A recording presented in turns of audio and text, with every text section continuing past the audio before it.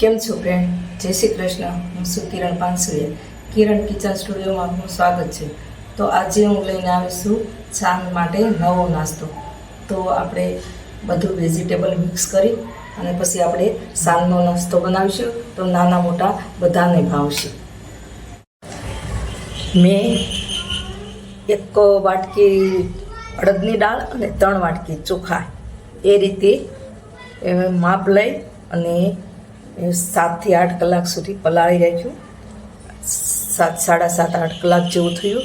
ત્યાર પછી મેં એને પાણી કાઢી અને પીછી લીધું. પીસ્યા પછી આપણે 7 કલાક રેસ્ટ આપ્યો. તો આપણું બેટર બનીને મસ્ત બની ગયું છે. હા, જો તમે જોઈ શકો છો, હાથો સરસ આવી ગયો છે. તો આ રીતે આપણે બેટર તૈયાર કરી લીધું છે.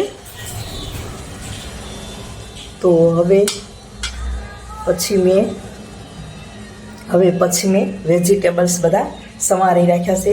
તો તેમાં કેપ્સિકમ છે, ધાણા છે, ગાજર છે, મકાઈ છે, ટામેટાં છે, બીટ છે. આ બધું મેં સમારીને તૈયાર કરી રાખ્યું છે. તો હવે આપણે એનો વઘાર કરીએ. તો આપણે તેલ ગરમ કરી મૂક્યું છે. તો આપણે થોડીક રાઈ અને જીરું નાખીશું. તમે ન નાખો તો સ્કીપ કરી શકો છો. તેલ ગરમ થઈ ગયું છે. આપણે હિંગ નાખીશું. તમે હળદર નાખીએ તો નાખી શકો, પણ હું નથી નાખતી. તો આપણે એમાં લીલા મરચાં નાખીશું. પછી ગાજર નાખીશું અને મકાઈ નાખીશું, કેપ્સિકમ નાખીશું,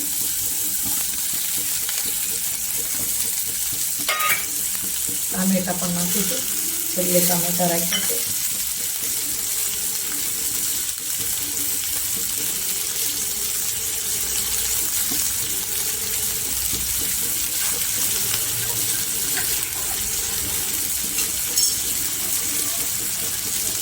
હવે આપણે બધું મિક્સ કરી લઈશું. અને સ્વાદ મુજબ આપણે મીઠું નાખીશું. આપણે આને ચડવા નથી દેવાના.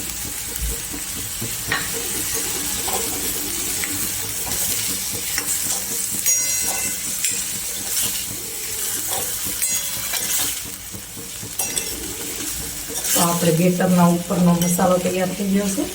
તો હવે ગેસ બંધ કરી દઈએ.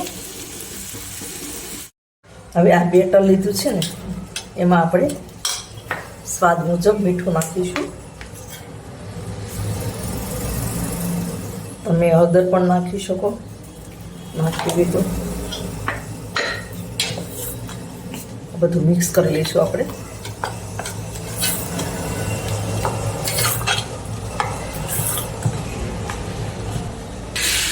મેં લોટી ગરમ થવા મૂકી છે.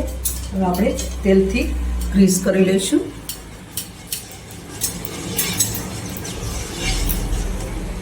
હવે ભીનું કપડું લઈશું.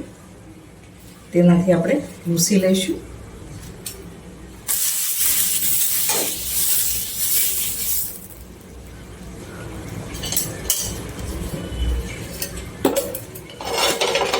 હવે પાછી તેલવાળી કરી લઈશું.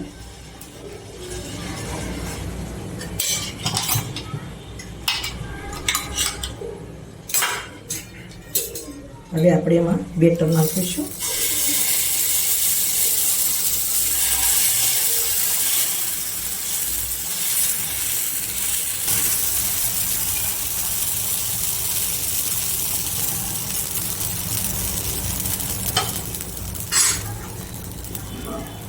હવે આપણે એના ઉપર વેજીટેબલ મૂકીશું.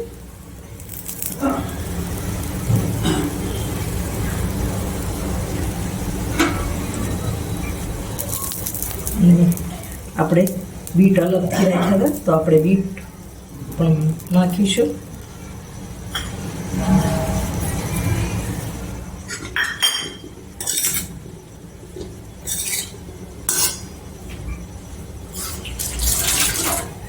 બે મિનિટ ચડવા દઈશું. તમે ઢાંકવું હોય તો ઢાંકી શકો. હવે આપણે ઉપર તેલ થોડું નાખીશું.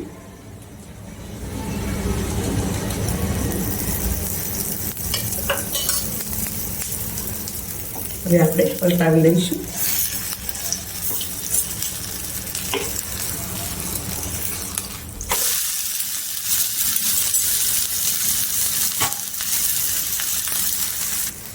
હવે પાછું આપણે પલટાવી લઈશું.